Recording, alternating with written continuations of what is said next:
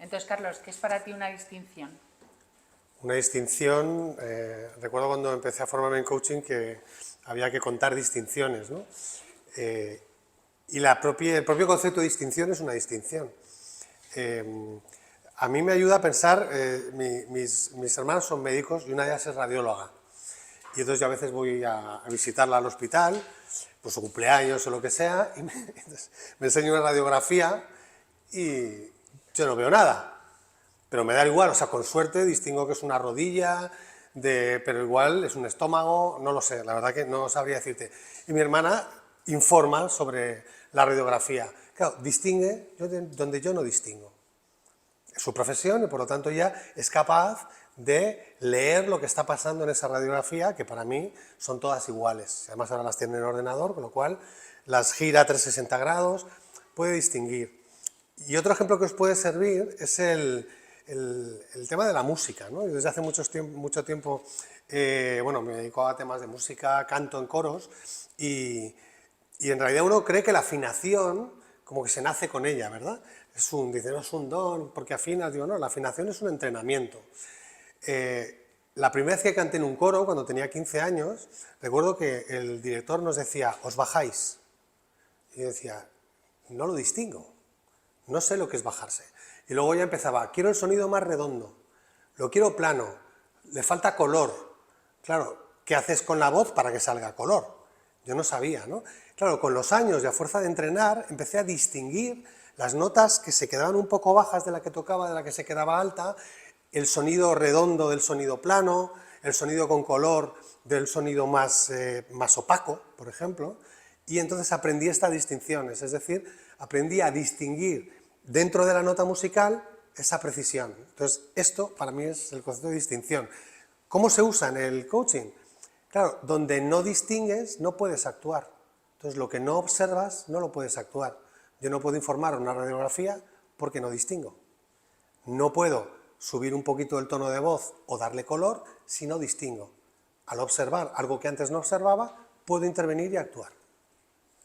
Entonces, en realidad es ponerle una mirada diferente, ¿no? Es poder nombrar la realidad de una manera que me abra perspectivas y, por tanto, posibilidades. Entonces, por ejemplo, en los equipos, imaginaros la distinción, casi todos sois coaches, ¿no? ¿No? Vale. Hay una distinción que se llama vulnerabilidad y es que la distinción lo que refleja es que casi todo el mundo percibimos la vulnerabilidad como una debilidad y sin embargo es una fortaleza. Porque, por ejemplo, en los equipos, lo primero que puede pasar en los equipos para que no funcionen es la ausencia de confianza. Entonces, ¿qué pasa en los equipos si no se hacen vulnerables? Que si ven la vulnerabilidad como una debilidad, no se ofrecen a ser vulnerables. Si no son vulnerables, van a usar una careta para relacionarse. Y esto, por ejemplo, ofreciéndoles a los equipos la vulnerabilidad como una fortaleza y como la posibilidad de que conversaciones difíciles que tienen que tener entre ellos puedan suceder, la verdad es que se abre todo un nuevo paradigma para ellos de cómo pueden relacionarse de una manera distinta. Ya no viviendo como que si yo me muestro en el equipo voy a ser dañado, sino que si muestro en el equipo, primero hago crecer al equipo y contribuyo con el equipo, ¿no? Entonces, una de las primeras distinciones que utilizamos cuando vamos con un equipo es la de grupo versus equipo. ¿Qué pensáis, qué características pensáis que definen a un grupo versus un equipo? Un grupo para mí es un sumatorio de individuos. Un sumatorio de individuos. Son individuos lo que priman sobre el grupo. Un conjunto de personas, pero son personas. Pero que prima lo individual. Prima lo individual versus lo grupal. ¿Qué más? En el equipo hay un objetivo común. Un objetivo común para todos. Es como más un equipo, ¿cómo se dice? Como más piña, ¿no? Como más... Está más cohesionado, ¿no? Más unido. Sí. Hay sensación de pertenencia en un equipo, en un grupo no tiene por qué haberlo. Sensación de pertenencia Sensación de en el equipo. En el equipo hay sensación de pertenencia, orgullo de pertenencia. orgullo de pertenencia. Duele si no formas parte de él, hay orgullo si formas parte de él. ¿Se os ocurren más cosas?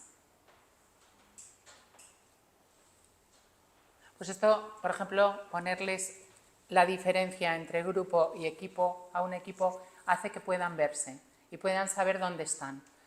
Porque un equipo tienen que estar todos comprometidos a favor de una visión compartida y la comunicación tiene que ser excelente, la resolución de conflictos, es decir, hay muchas cosas que un equipo tiene que cumplir que un grupo no es necesario. Y si trabajas con un grupo o equipo de personas y cuando les haces la distinción sale que es grupo, ¿qué haces? ¿Qué Pues pensáis? esto es coaching de equipos, ¿no? Entonces, Claro, como coach de equipos no tenemos que llevar al equipo a donde nosotros queremos llegar. Nosotros, claro, lógicamente lo que nos parece mejor es un equipo de alto rendimiento, pero no todos los equipos tienen que llegar ahí. Entonces, con esta distinción lo que van a hacer es ellos decidir hasta dónde quieren ir. Es decir, teniendo las características de equipo o incluso de equipo de alto rendimiento, ellos pueden decidir si quieren ser un grupo o quieren ser un equipo. Yo estuve trabajando con un grupo de comerciales que tenían un jefe común y el jefe quería que fueran un equipo. Y ellos, tras el trabajo, se dieron cuenta que querían ser un grupo que colaborara, pero no querían ser un equipo, porque al no haber visión compartida, propósito común y tareas relacionadas, interrelacionadas entre ellos, no tenía sentido para ellos y eran mucho más ágiles como grupo. Entonces, simplemente al ofrecerles esta distinción lo que hacemos es que ellos vean dónde están y dónde quieren ir. Y a lo mejor dónde están está cerquita de donde quieren ir o a lo mejor está exponencialmente lejos, ¿no?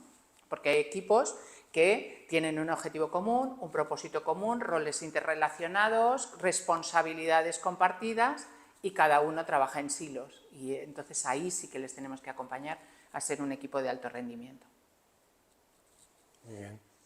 Sí. Y si la voluntad del grupo es ser grupo y no equipo, ¿cuál es el paso siguiente del coach de equipo? Acompañarle hasta donde haya decidido, porque por ejemplo, estos concretamente lo que dijeron es queremos colaborar más, compartir buenas prácticas, reunirnos de cuando en cuando, pero para ellos no tenía sentido el perder la agilidad que tenían como individuos porque no había nada en común que lograr. Normalmente hacemos la pregunta de ¿qué podéis ganar? ¿Qué podéis conseguir que está más allá de lo individual? Si fuerais un equipo, ¿qué os estaríais llevando? Y si no se llevan nada, de alguna manera no tienen por qué ir a ese lugar. Si yo trabajé con un equipo que la primera sesión, lo primero que decían era, no tenemos objetivo común. Y yo pensaba, pues, ¿qué hacemos con esto? ¿No? Porque si no hay objetivo común, pero en realidad estaban bien donde estaban, pero sí querían avanzar en algo, en concreto, en relación, en confianza entre ellos, porque para sus colaboraciones era algo que no tenían. Entonces se trabajó eso, pero sin una aspiración, no sé cómo decirlo, estereotipada de tenemos que ser un equipo. ¿Quién ha dicho eso? Si es el propio grupo el que toma esa decisión. ¿Qué pasa si el líder sí tiene una expectativa de que ese grupo sea un equipo? Normalmente lo que ocurre es que el líder se da cuenta a través de las conversaciones que nosotros vamos a facilitar y de las preguntas, incluso de las dinámicas, que el equipo de alguna manera se tiene que comprometer y al final lo que hace, él consigue lo que él quiere, a lo mejor cambiando 2 o 3 comportamientos que para él son primordiales y no consiguiendo llevar al equipo a un sitio donde el equipo no quiere ir. Muy bien. Relacionado con el tema de equipos de alto rendimiento, otra distinción que en realidad también se puede definir como un mapa, también le das como un mapa al equipo y a mí me gusta la palabra mapa porque es lo que te permite saber dónde estás y a dónde quieres llegar y el camino a seguir, ¿no?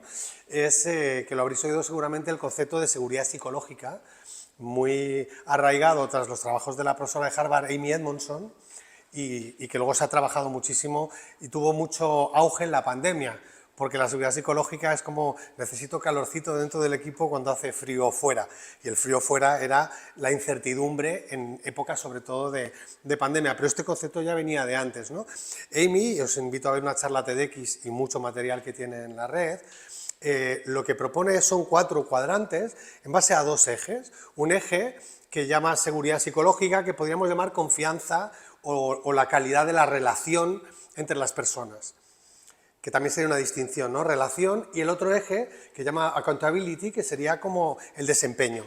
Y en función de estos dos ejes se establece 4 cuadrantes. Entonces, los equipos que están en baja relación y baja tarea o bajo desempeño, ella lo llama zona de apatía. Y los que están en el más lo llama zona de aprendizaje, que sería el equivalente a los equipos de alto rendimiento. Los que están en alta tarea y baja relación es una zona de estrés, y los que están en alta relación y baja tarea es una zona de confort. Cuando hacemos coaching de equipos, nos podemos encontrar un equipo en zona de apatía. ¿Qué es lo más probable que pase? Pues que el equipo no decida objetivo, que abandone el coaching, porque en realidad no tiene aspiración de, digamos, moverse dentro de los cuadrantes. Y no hay por qué llevarle al de alto rendimiento, como decía Pilar. Y aquí también tenéis que hacer una reflexión como coaches de equipos, cuando intervenís o facilitáis talleres, es cuál es mi concepto de equipo. Porque si mi concepto de un buen equipo es el de alto rendimiento, voy a tener la necesidad mía, no del equipo, de llevarles a ese lugar, donde no te ha pedido el equipo que les lleves. Entonces, si el equipo está en zona de apatía y te deja en la segunda sesión, coges tu ego, lo aparcas y dices, bueno, pues es donde quiere llegar, está en esa zona y no aspira más. Y no es que sea un fracaso ni nada, simplemente que no quiere aspirar ahí. Y no sé si en los otros cuadrantes tú has vivido alguna situación de, a lo mejor, más relación y menos tarea, de zona de confort. Sí, los equipos que están mucho en relación y poco en tarea son equipos que tienen prohibido el conflicto, ¿no? De alguna manera tienen la creencia limitante de que el conflicto es malo. Entonces discuten una y otra vez los temas. Las reuniones son súper aburridas. ¿Por qué? Y cuando las reuniones son aburridas y discutimos los temas, la gente no se llega a comprometer con lo que sale, porque en realidad están dando vueltas una y otra vez, porque es como tienen miedo a que si te doy un feedback de lo que yo necesito de ti para conseguir el resultado colectivo, vaya a impactar negativamente en la relación. En esos equipos se tolera la mediocridad por no tener una conversación difícil. No se pone foco en el resultado colectivo. Son equipos que a veces, por ejemplo, pasa esto a veces en las empresas familiares, porque hay un vínculo muy importante que no se quiere romper. Entonces, en lugar de aprender a utilizar dinámicas de responsabilidad, aprenden a utilizar la ausencia de conflicto, que es uno de los males de un equipo, ¿no? Porque de alguna manera, si un equipo no aborda los conflictos, no puede lograr resultados extraordinarios. Eso está clarísimo. Y en otro cuadrante tenemos la zona de más tarea y menos relación, donde de alguna manera ya tenemos colocadas algún tipo de empresas, ¿no? Pero fijaos que yo trabajo en el ámbito social, donde sé que hay un estereotipo quizá que en las entidades sociales se trabaja como en esa zona de confort, ¿no? De hecho, yo sí me encuentro gente que viene al mundo, al tercer sector, que se llama, diciendo, quiero trabajar aquí porque va a haber mejor ambiente. Y esto a veces pasa y a veces no. Y a veces lo que pasa es que o estás en zona de confort, la que explicaba Pilar, o están en una zona de estrés del modelo de Amy, que sería, estamos tan comprometidos con la misión, vamos tan a la tarea, que en realidad no damos abasto, no nos da la agenda, vamos pisándonos unos a otros, en realidad es por compromiso con la misión, pero el equipo al final va al burnout, se quema y no ponen foco en la relación porque no les da tiempo, porque no la priorizan, al contrario del ejemplo que ponía Pilar. Priorizan la tarea porque es la misión y tiene su lógica, pero no dejan el cuidado. Es de hecho una paradoja, ¿no? Hay quien habla de la paradoja del tercer sector en el sentido de que cuido hacia afuera porque puedo estar cuidando un colectivo vulnerable, personas en riesgo de exclusión, mujeres víctimas de violencia de género, personas sin hogar, lo que sea. Cuido eso, pero no cuido la plantilla. Se produce esta paradoja, ¿no? Y además pensaba el otro día, escuché el concepto de burnout, que es como aburrimiento, y no sé si a lo mejor podríamos pensar, se me ocurre sobre la marcha, el burnout en este cuadrante y en el tuyo el burnout, ¿no? En la zona de confort, como dice un amigo mío, dice que por algo se llama de confort. Y este cuadrante que habla Carlos, también de alta tarea, baja relación, se ve muchísimo en el mundo corporativo. Cada uno nos colocan unos logros individuales que tenemos que conseguir y se estandariza como el funcionamiento en silos. Entonces la visión colectiva la perdemos de vista completamente. Y estábamos hablando Carlos y yo antes de la conferencia, de las agendas ocultas. Cuando yo no estoy mirando a la visión colectiva, aparecen las agendas ocultas, aparece el ego. Y por agenda oculta lo que entendemos es miro por mis propios intereses en vez de la visión compartida. Miro porque yo destaque sobre otros miembros, miro porque si alguien se equivoca no le acompaño, no le ayudo, porque este tipo de dinámicas se dan muchísimo en las organizaciones hoy en día.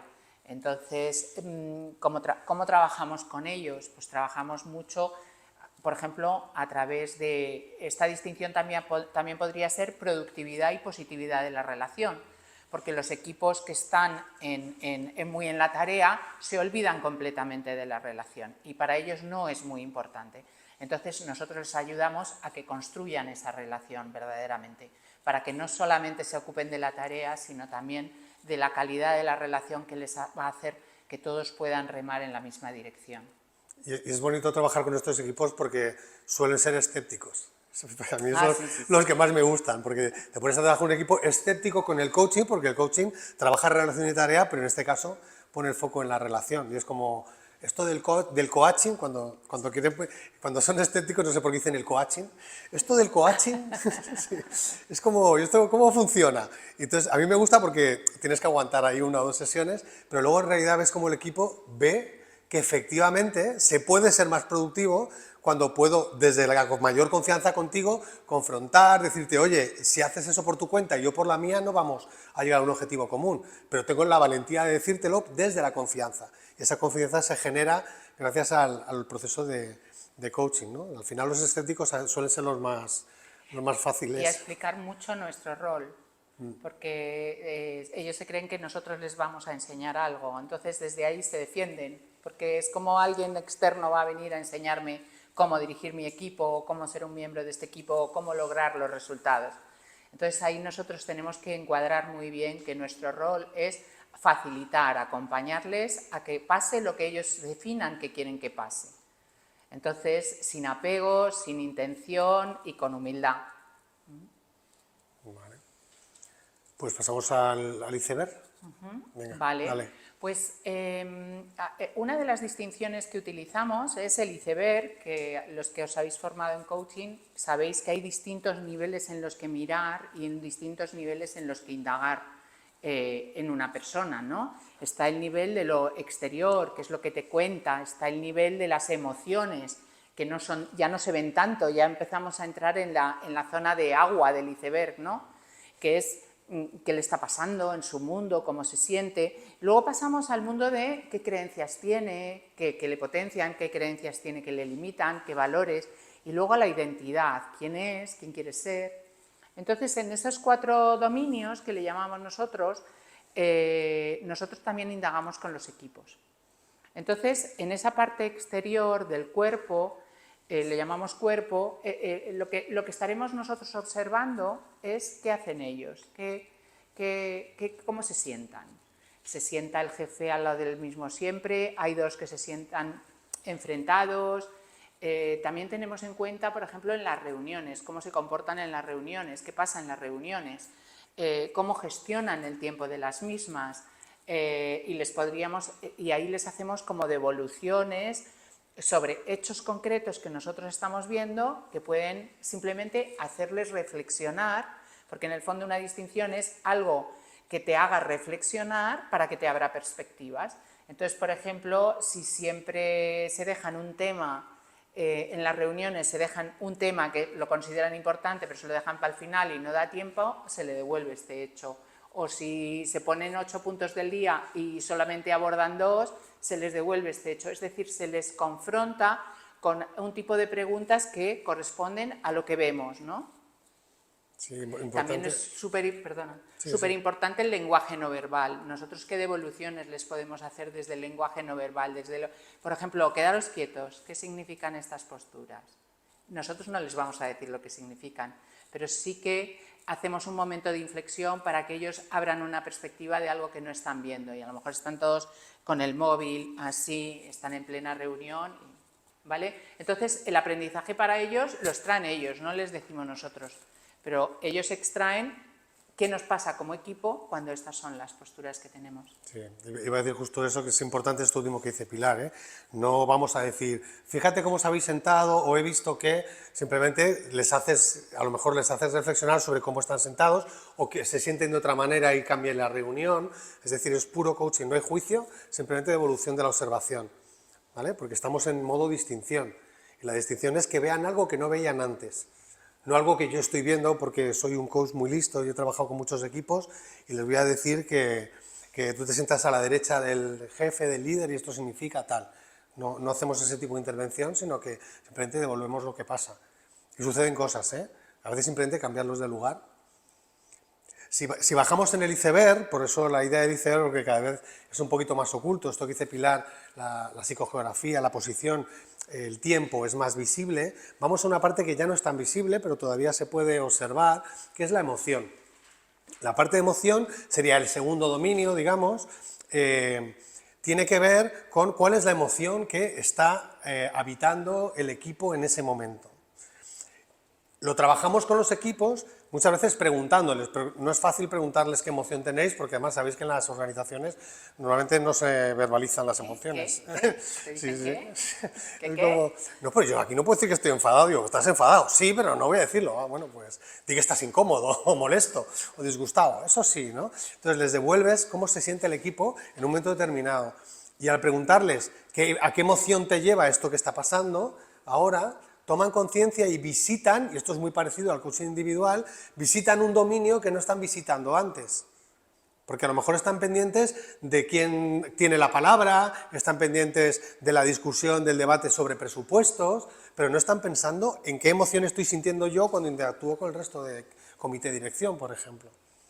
Entonces, yo recuerdo que trabajé con un comité de dirección que estaba el director financiero, tratando de sacar el presupuesto anual y el resto del equipo directivo, las directoras, eran todo mujeres de las áreas más de operaciones, de calidad, etcétera, la directora general, estaban como un poco viendo a ver qué proponía el director financiero, ¿no? Y la reunión estaba generando emociones en realidad de enfado y frustración, porque lo que estaban sintiendo era, ella sobre todo, el director financiero nos está imponiendo lo que él quiere, y el director financiero estaba esperando a que le propusieran cosas porque él no quería proponer, él quería estar al servicio de las áreas de intervención porque él no era el dinero suyo, lo que quería era repartirlo de la mejor manera, pero las otras compañeras no intervenían.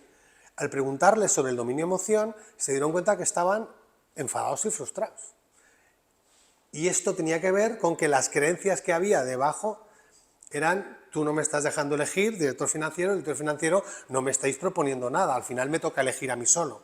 Cuando tomaron conciencia de la emoción de enfado, pudieron hacer esa distinción y ver que se basaba en esas creencias y vivirlo desde otro lugar. Afloraron las creencias desde la emoción.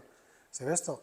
Entonces, al llevarles a los equipos a un dominio que no han visitado antes, ven cosas nuevas. Por eso la distinción de nuevo, ¿no? Y además de las emociones, los estados emocionales, porque los equipos tienen estados emocionales. A lo mejor a veces se pueden ir a la resignación o al resentimiento. Entonces, simplemente trayéndoles la distinción, ellos pueden ubicarse y, por tanto, decidir qué tienen que hacer para salir de ahí, para hacer un cambio a ir a una emoción más favorable para conseguir los objetivos que tienen. Sí. Y luego el siguiente nivel sería creencias y valores, ¿no? Entonces es súper importante el trabajo con creencias en los equipos, porque de alguna manera es la forma de ser o estar siendo del equipo es a través de las creencias. Las creencias forman parte de la cultura de la organización. Imaginaros en un equipo que el error está penalizado. Aquí no se pueden cometer errores. ¿Qué tipo de equipo es este? Eso ya arrastra a un equipo. Entonces, por ejemplo, les podríamos hacer una devolución de cómo está percibido el error en esta organización y ahí les estamos trayendo como un error y un fracaso o como un aprendizaje. Ahí ya les estamos trayendo distintas distinciones que van a hacerle mirar en el nivel que nosotros queremos que bajen, porque de alguna manera, cuanto más profundo bajen, más sólido es el cambio que ellos quieren para sí mismos, ¿no? También trabajamos con los valores, porque los valores al final son reglas de juego, de comportamientos. De los valores extraemos los comportamientos. Entonces, hay veces que las cosas no funcionan y a lo mejor todos tenemos los mismos valores, pero no los mismos comportamientos. Entonces, haciendo ese trabajo de distinguir cuáles son sus valores, el equipo encuentra un lugar común en donde construir. Y justo a partir de ese lugar común, ya la parte más baja del iceberg, porque es la más nuclear y esencial y menos visible, es la identidad, que podría ser también el propósito, que tendría que, o el sentido, ¿no? El para qué existe este equipo, qué es lo que va a determinar los valores, creencias, puede alinear emociones, de hecho, ¿no? Este alineamiento emocional, este estado de ánimo, puede tener que ver con si no pensamos que tenemos el mismo sentido, no estamos con las mismas emociones o con las mismas creencias respecto a los mismos hechos. Porque si yo estoy aquí con un sentido y otra persona está con otro, cuando preguntamos a los equipos, ¿verdad?, nos devuelven el ejercicio este que hacemos, que nos dan en los papeles, pero cada uno el suyo. ¿Cuál es la misión de este equipo? ¿Cuál es la visión o cuál es vuestra identidad? Y Dios, bueno, esta es fácil, ¿no? El líder te suele decir además que todos conocen muy bien la visión. Sí, sí, y que devuelven. Y devuelven los papeles, cada uno pone una cosa. Entonces, todos pensamos que estamos muy alineados con la visión, pero no somos capaces de nombrarla con la misma frase. Casi nunca nos ha pasado, ¿verdad? Sí, sí. Y a veces está no solo la misión de la empresa, de la entidad, de la organización, sino también preguntamos la misión del equipo. Una pregunta que me gusta es, ¿qué os une en este equipo? Entonces llevamos también a la mirada del equipo. Como equipo, ¿para qué existís? O como decía un compañero nuestro, una frase que era como, si este equipo dejara de existir, ¿qué pasaría? Que esa me gusta porque es retante, ¿no? Es como, pues algo, ¿no? Algo pasará. ¿Cuál es el valor de este equipo? ¿Qué legado queréis dejar? ¿Cuál es vuestro propósito? Pero no solo como, no es la misión de la empresa, que estará en la web y tampoco se la sabrán, pero sí, y cuando le llevas a qué os une como equipo, entonces esto ya le da una fuerza que conecta con lo que decía antes Pilar, de los valores, ¿no? Entonces, esto que os une, ¿qué valores os unen? Entonces ya empiezas a alinear, digamos, el iceberg de abajo arriba, ¿no? Y os queríamos compartir una distinción a través de un cuento, porque a veces contamos cuentos para explicar una distinción. Entonces os voy a leer un cuento. Este es un cuento sufí. Se llama Buena suerte, mala suerte, ¿quién sabe? Una historia china, bueno, procede de sufí, pero bueno, aquí pone china.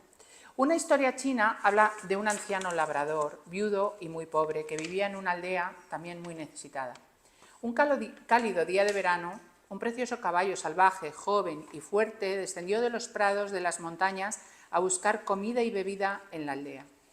Ese verano de intenso sol y escaso de lluvias había quemado los pastos y apenas quedaba gota en los arroyos, de modo que el caballo buscaba desesperado la comida y bebida con las ganas de sobrevivir. Quiso el destino que el animal fuera a parar al establo de un anciano labrador, donde encontró la comida y la bebida deseadas. El hijo del anciano, al oír el ruido de cascos de caballo en el establo y al constatar que un magnífico ejemplar había entrado en su propiedad, decidió poner la madera en la puerta de la cuadra para impedir su salida. La noticia corrió a toda velocidad por la aldea y los vecinos fueron a felicitar al anciano labrador y a su hijo. Era una gran suerte que ese bello y joven semental salvaje fuera a parar a su establo. Era de verdad un animal que costaría mucho dinero si tuviera que ser comprado. Pero ahí estaba, en el establo, saciando tranquilamente su hambre y su sed. Cuando los vecinos del anciano labrador se acercaron para felicitarle por tal regalo inesperado de la vida, el labrador les replicó: ¿buena suerte? ¿Mala suerte? ¿Quién sabe? Y no entendieron. Pero sucedió que al día siguiente el caballo, ya saciado, al ser ágil, fuerte, como pocos, logró saltar la valla de un brinco y regresó a las montañas. Cuando los vecinos del anciano labrador se acercaron para condolerse con él y lamentar su desgracia, éste les replicó: ¿mala suerte? ¿Buena suerte? ¿Quién sabe? Y volvieron a no entender. Una semana después, el joven y fuerte caballo regresó de las montañas trayendo consigo una caballada inmensa y llevándoles uno a ese establo donde sabía que encontraría alimento y agua para todos los suyos. hembras jóvenes en edad de procrear, potros de todos los colores. Más de 40 ejemplares seguían al corcel que una semana antes había saciado su sed y apetito en el establo del anciano labrador. Los vecinos no lo podían creer. De repente, el anciano labrador se volvía rico de la manera más inesperada. Su patrimonio crecía por fruto de un azar generoso con él y su familia. Entonces los vecinos felicitaron al labrador por su extraordinaria buena suerte, pero este de nuevo le respondió: ¿buena suerte? ¿Mala suerte? ¿Quién sabe? Y los vecinos ahora sí pensaron que el anciano no estaba bien de la cabeza. Era indudable que tener de repente y por azar más de 40 caballos en el establo de casa sin pagar un céntimo por ellos solo podía ser buena suerte. Pero al día siguiente el hijo del labrador intentó domar precisamente al guía de todos los caballos salvajes, aquel que había llegado la primera vez, huido al día siguiente y llevado de nuevo a toda su parada hacia el establo. Si le domaba, ninguna yegua ni potro escaparían del establo. Teniendo el jefe de la manada bajo control, no había riesgo de pérdida, pero ese corcel no se andaba con chiquitas. Y cuando el joven lo montó para dominarlo, el animal se encabritó y lo pateó, haciendo que cayera al suelo y recibiera tantas patadas que el resultado fue la tortura de huesos, de brazos, manos, pies y piernas del muchacho. Naturalmente todo el mundo consideró aquello como una verdadera desgracia, no así el labrador, que se limitó a decir: mala suerte, buena suerte, quién sabe, a lo que los vecinos ya no supieron qué responder. Y es que unas semanas más tarde el ejército entró en el poblado y fueron reclutados todos los jóvenes que se encontraban en buenas condiciones. Pero cuando vieron al hijo del labrador en tan mal estado, le dejaron tranquilo y siguieron su camino. Los vecinos que quedaron en la aldea, padres y abuelos de decenas de jóvenes que partieron ese mismo día a la guerra, fueron a ver al anciano labrador y a su hijo, a expresarles la enorme buena suerte que había tenido el joven al no tener que partir hacia la guerra, que con mucha probabilidad acabaría con la vida de muchos de sus amigos. A lo que el longevo sabio respondió: buena suerte, mala suerte, quién sabe. Cuando tienen que afrontar cambios, vivimos en un mundo VUCA muy incierto, volátil, ambiguo, y los equipos sufren mucho. Entonces hay equipos que se van ahí a una emocionalidad muy negativa, ¿no? Y muy a la resistencia. No, las organizaciones no les dan tiempo a atravesar la curva del cambio necesaria, ¿no? Cuando hay un cambio muy grande y muy importante, primero entro en shock, luego ya me deprimo un poco y hasta que yo me empiezo a encontrar pasa un tiempo. Pero el ritmo vertiginoso que llevamos, no. Te empujan a un cambio, te tiran por un balcón y es: a ver, apáñate como puedas. Entonces hay muchos equipos que están ahí, ¿no?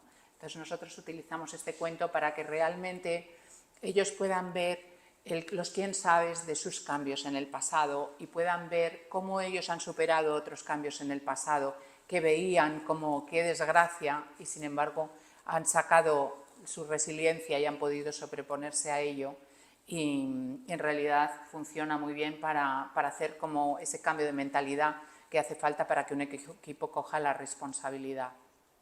Sí, a veces es asombroso cuando lees estos cuentos que lo llevan a su realidad inmediatamente.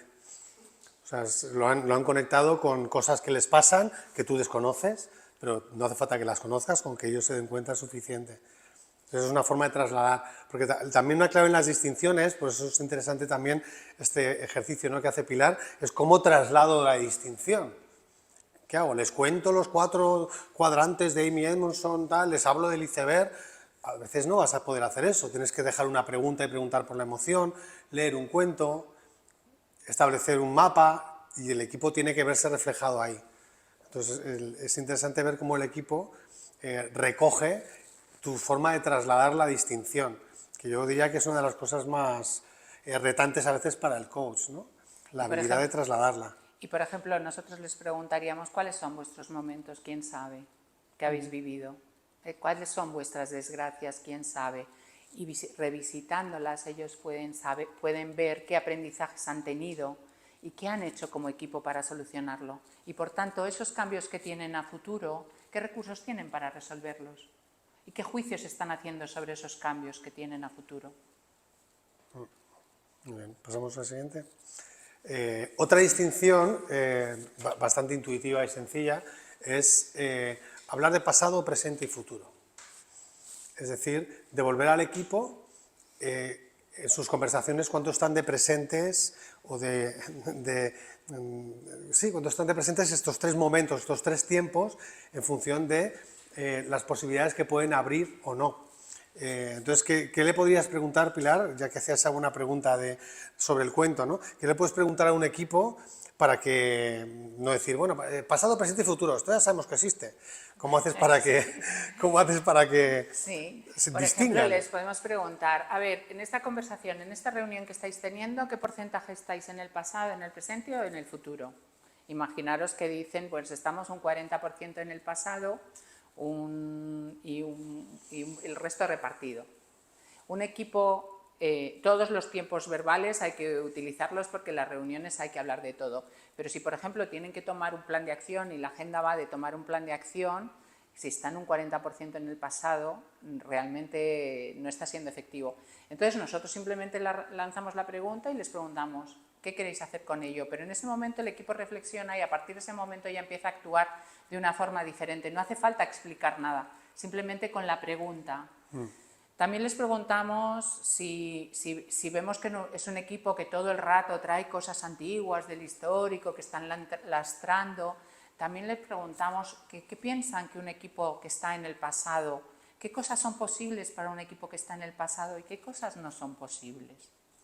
Porque, por ejemplo, no es posible la acción o no es posible el sueño, el reto. No, es posible estar a lo mejor quejándose o a lo mejor no. Puede ser hablar del pasado para rememorar tiempos buenísimos. Pero si nosotros traemos esta distinción, normalmente es porque estamos viendo una disfunción que está ocurriendo y por tanto lanzamos la pregunta. Y no, las distinciones, la mayoría de las que estamos trayendo, no hay un lugar bueno y uno malo. Algunas sí, una que vamos a ver ahora, pero pasado, presente, futuro no nos podemos anclar. No, entonces lo bueno es el futuro, un poco el presente y es malo hablar del pasado. No podemos hacer estos juicios, igual que los 4 modelos de equipos, si el equipo está en zona de apatía y le apetece, pues se queda ahí sin querer aspirar a más. Entonces, de alguna manera tenemos que legitimar esos 3 tiempos. Lo que sí podemos hacer, igual que no es mejor ni peor, que estén menos en la emoción y más en las creencias. Pero si no visitan la emoción, se pierden parte de información del propio equipo. ¿Se ve esto? Entonces les hacemos visitar lugares diferentes para que tengan, como decíamos al principio, posibilidad de actuar distinguiendo donde antes no distinguían, observando cosas que antes no observaban. No porque sea mejor o peor la emoción que la creencia o el pasado que el presente. Porque el pasado puede servir para aprender, el presente servirá para la acción, efectivamente, y el futuro para manejar la incertidumbre, lo emergente, o incluso para anticipar escenarios posibles y optar por uno de ellos, ¿no? Si estamos en el modelo VUCA-BANI, ¿no? Si todo está muy incierto. Y que el propio equipo decida.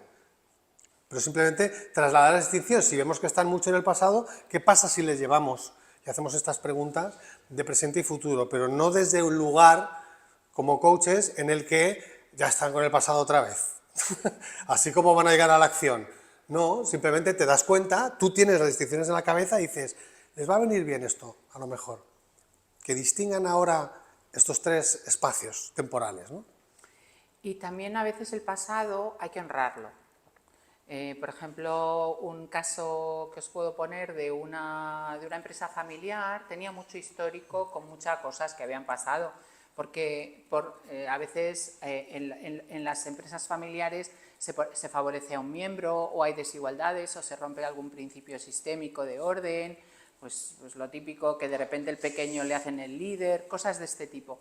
Y entonces dañan la relación. Entonces, a veces tenemos que hacer un ejercicio de limpieza del pasado para que se puedan recoger aprendizajes, para honrar quién ha contribuido a la empresa y agradecer esas contribuciones del pasado para que limpiar y poder mirar al futuro, porque un equipo anclado en el pasado es un equipo que se queda muy pasivo. Entonces, el pasado a veces es buenísimo Esto es muy importante que dice Pilar. Uno de los obstáculos fundamentales no visibles normalmente para el cambio a futuro es cargar contra el pasado.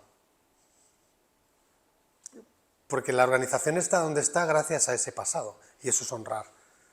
Y dar ese paso de cargar, no muchas veces igual os ha pasado, te incorporas a un puesto nuevo, que ocupaba alguien es otra persona, y tú, pero ¿cómo han podido hacer esto y tal? Esto es justo lo contrario a poder favorecer un cambio por parte del equipo, porque eso que te has encontrado, esa organización está en esa solidez gracias a todo ese pasado, ¿no? Entonces favorecerá el cambio, ¿no? Volviendo al tema del cambio de antes. Y teníamos también una distinción que es súper frecuente en los equipos y que tiene que ver con los conflictos, que es consenso versus alineamiento. Vamos a muchos equipos donde tienen la creencia de que las decisiones hay que tomarlas por consenso, es decir, que tenemos que estar todos de acuerdo, y son equipos muy lentos, que vuelven a los temas una y otra vez y se quedan sin resolver, porque como no estamos de acuerdo y no podemos abordar los conflictos, es como estos equipos sí que tienen la creencia de que el conflicto es muy malo y no hay que abordarlo, ¿no? Porque daña mucho la relación. Entonces, en ese sentido, el conflicto constructivo ayuda a que crezcan los equipos. Y nosotros, en vez de, cuando vemos que esto está pasando en las reuniones, les traemos el alineamiento. El alineamiento está basado en la confianza. Entonces, si mientras yo en las reuniones pueda expresar lo que yo siento, lo que necesito, cuál es mi opción, se me escuche, se me respete mi opinión, al final, si el equipo toma una decisión, yo me voy a alinear al 100%. ¿Qué quiere decir alinear? Compro la decisión al 100%, aunque no sea la que yo he elegido. Pero no puedo ir a mi equipo y luego decirle, mira, han decidido esto, me parece una porquería, pero vamos a tirar porque no hay otra. Porque eso genera muy mal clima en el equipo y muy poca visión compartida. O, por ejemplo, actitudes como, te lo dije, yo ya te avisé, ¿vale? Porque eso no es alineamiento. Entonces, la idea de que un equipo de alto rendimiento tiene una visión compartida y tienen que estar todos a una, pasa por decisiones con alineamiento y no por consenso.